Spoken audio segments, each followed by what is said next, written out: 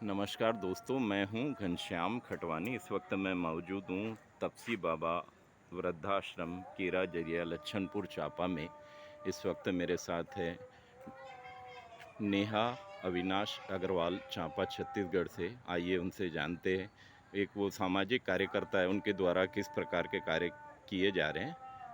नेहा अग्रवाल जी, अखिल भारतीय पत्रकार परिषद की ओर से आपका हार्दिक स्वागत है। हम आपसे जानना चाहेंगे, आप जो सामाजिक कार्य कर रहे हैं, आप किस संस्थाओं से जुड़े हुए हैं और किस प्रकार के कार्य आपके द्वारा किए जा रहे हैं। सर्वप्रथम तो मैं आपको बहुत बहुत धन्यवाद देना चाहूँगी कि आज एक शुभ अवसर पर आपसे मुलाकात हुई।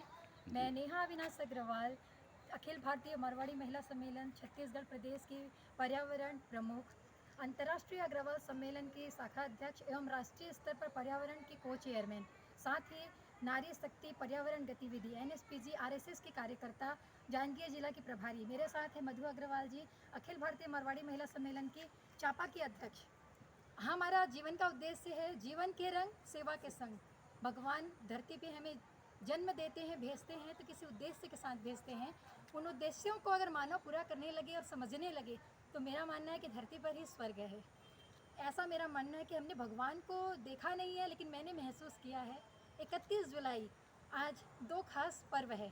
आज है तुलसीदास जी, जिन्होंने श्री रामचरितमानस के जो रचयिता हैं, जिसे पूरे विश्व पूजता है, जानता है। हर जन जन की वाणी में श्री राम प्रभु का जो नाम है वो बसा हुआ है। और साथ ही मेरे दादाजी 31 जुलाई 1932 उनका जन्मोत्सव। आज वो इस दुनिया में नहीं है लेकिन आज उनकी 93वीं मतलब 93 उनका जन्म दिवस है। उनकी याद में आज हम लोगों ने यहाँ पर त्रिवेणी रोपण किया है, बरगद, पीपल और नीम। हमने शपथ लिया है कि हम यहाँ पर 51 त्रिवेणी का सावन और भादो, दो बरसात के महीनों में, जहाँ पर पौधों को उचित देखभाल, पोषण एवं रक्षा के साथ बड़े होने के लिए पर्यावरण में एक माहौल मिल जाता है, हम वो रोपित करेंगे। और आज हमारा 5वां रोपण है जो कि हमने केराझरिया में तपसी बाबा वृद्धाश्रम की इस जगह में रोपण किया है। तो उद्देश्य यही है कि लोगों के पास करोड़ों का बैंक बैलेंस हो या ना हो, ये कोई मायने नहीं रखता।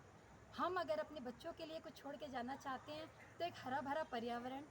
एक मनुष्य कम से कम अपने जीवन में जितना पेड़ों का उपयोग करता है औसतन, वह एक पौधा तो इस तरीके से लगाए कि उसके जाने के बाद भी वह पौधा बड़ा विशाल का वृक्ष बन करके उनके आने वाले कई पीढ़ियों को स्वच्छ हवा और छाया दे सके।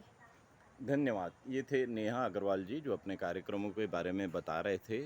पर्यावरण बहुत ही ज़रूरी है। राखी। हम भी नागरिकों से अनुरोध करते हैं कि वे पर्यावरण संरक्षण के लिए उनके प्रयासों में सहयोग प्रदान करें। इन्होंने कुछ अभी राखी, आने वाली अगस्त राखियाँ बनाई है। थोड़ा राखी के बारे में जानकारी दीजिए कि किस प्रकार की राखी निर्मित की गई है। ये जो हमारी राखियाँ हैं ये पूर्ण रूपेण से वैदिक राखियाँ हैं। इसकी शुरुआत हमने 2022 में आज़ादी के 75वीं अमृत महोत्सव वर्षगांठ से प्रारंभ की थी।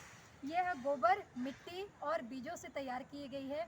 गौ माता का आशीर्वाद और इसमें भारत माता का ये जो नक्शा के रूप में हमने जो बनाया हुआ है, तिरंगे का स्वरूप दिया है और धरती माता का इसमें थोड़ा रच दिया है, मातृभूमि की मिट्टी।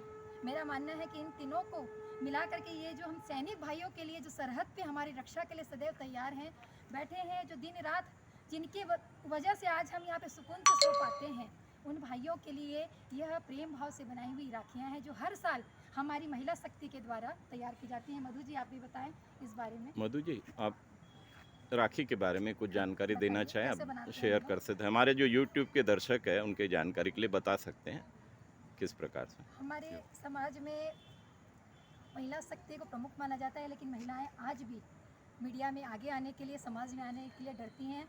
इसका अभी उदाहरण मैं आप सामने ही दे सकती हूँ कि जी। इनके बदले मैं बोल रही हूँ। जी। और लेकिन मैं यही कहना चाहूँगी कि मातृशक्ति सृजनकर्ता होती है सृष्टि की भी, तो हम जो चाहें कर सकते हैं। मैं बताना चाहूँगी, हमने यहाँ जो त्रिवेणी का रोपण किया है, 3 साल पहले मैंने इसमें नीम का बीज डाला था जो कि इतना बड़ा हो गया कि आज उसका रोपण करने हम आए हैं इस छोटी सी प्लास्टिक के बोतल में। लोग पन्नियाँ फेंक देते हैं अपने रसोई में, 50 प्रकार की रोज़ polythene, multi layer packaging polythene निकलते हैं, हम उसे कलेक्ट करते हैं और उसी में हम पौधारोपण करते हैं। विभिन्न प्रकार के हम ऐसे बॉटल्स भी इकट्ठा करते हैं और पौधारोपण करते हैं। कुल मिलाकर के एक उद्देश्य है पर्यावरण को बचाने का।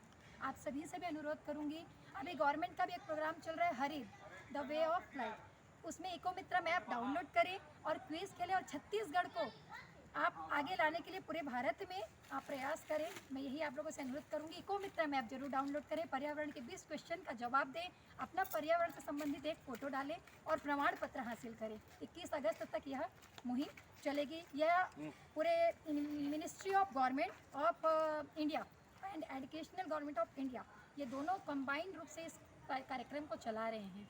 तो बस यही कहना चाहूँगी, गृह हरित, धरा सुरक्षित, जीवन के रंग, सेवा के संग। धन्यवाद। ये थे नेहा अविनाश अग्रवाल। आपने अपना अमूल्य समय निकालकर हमसे यूट्यूब के दर्शकों से बातचीत की। आपका बहुत बहुत धन्यवाद। आप इसी प्रकार के कार्य करते रहें पर्यावरण संरक्षण के लिए। निश्चित ही नागरिकों का भी सहयोग आपको मिलता रहेगा और इसी प्रकार के बधाइयाँ।